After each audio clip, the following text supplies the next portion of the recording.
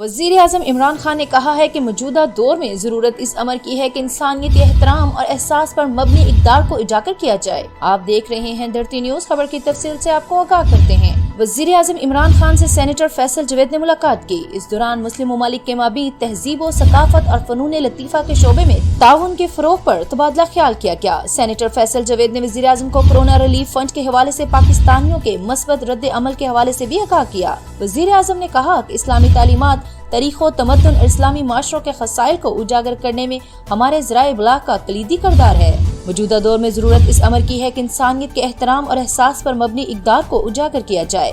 وزیر اعظم نے کہا کہ ہمارا مذہب ہمیں دکھی اور مشکل میں گھری ہوئی انسانیت کی مدد کرنے کا درس دیتا ہے۔ کورونا ریلیف فنڈ کے حوالے سے پاکستانیوں کا جذبہ قابل تحسین ہے۔ پاکستانی خواہ دنیا کے کسی بھی کونے میں مقیم ہوں، مشکل کی ہر گھڑی میں وہ اپنے اہلیان وطن کے شانہ بشانہ ہوتے ہیں۔ کورونا ریلیف فنڈ کے حوالے سے پاکستانیوں کا جذبہ قابل تحسین ہے۔ انسانیت کی خدمت کا یہی جذبہ ہمارے معاشرے کی اصل طاقت اور خوبی ہے۔